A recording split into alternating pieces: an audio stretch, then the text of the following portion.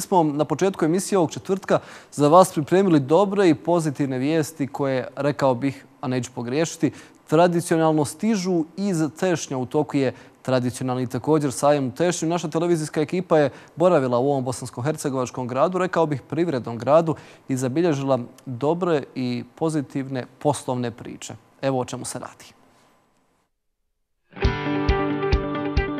Među brdima uz riječicu Tešanku, na 230 metara nadmorske visine, smješten je jedan od najstarijih gradova Bosne i Hercegovine, Tešanj. Pored prirodnih ljepota, Tešanj ima bogatu kulturno-historijsku prošlost, ali prepoznatljiv je i po Međunarodnom sajmu privrede koji već 16. godinu okuplja najpoznatije privrednike.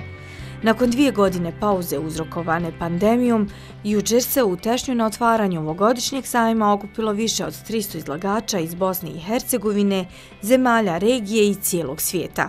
Tešanski sajam je jedan od najvećih događaja u Tešnju i smatramo da to nije samo najveći događaj u regiji, nego u čitavoj Bosni i Hercegovini. Mi tradicionalno kao AS grupacija podržavamo ove vidove sajmova. Ove godine smo odlučili da napravimo jedan jako inovativan štand gdje želimo da našim krajnjim potrošačima približimo jasniju viziju naših artikala i stvorimo jaču poveznicu sa samim artiklima. Napravili smo 3D fotoštandove gdje želimo da privučemo sve vrste generacija kako bi se upoznali sa našim brendovima i smatramo da sve kompanije, uključujući AS, Vispak, Klas, Oazu i sve druge iz grupacije kompanije, da će biti jako ponosni što su danas učesnici i ovakvi izlagači na ovom današnjem 16. Međunarodnom sajmu privrede.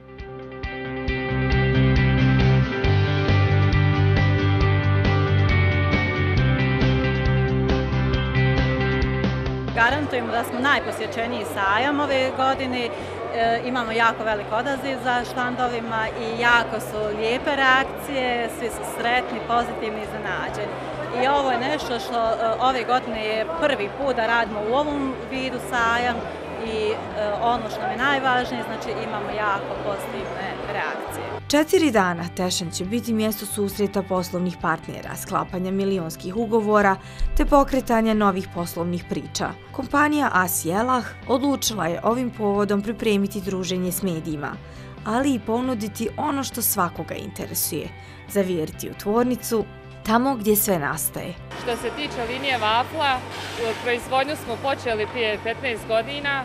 Ove godine smo kupili novu liniju i vrijednost te investicije je bilo oko 2 miliona.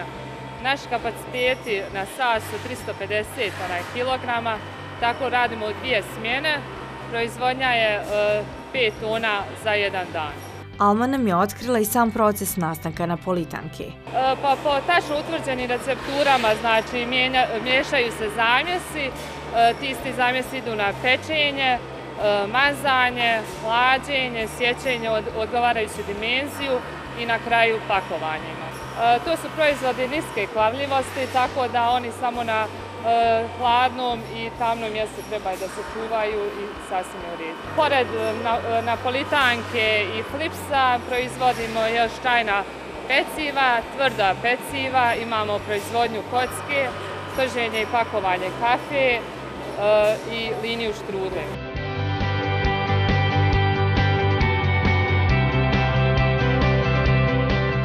Bez obzira na novinarsku znatiželju, recepte nismo uspjeli saznati, ali zato okusite kako poznajemo.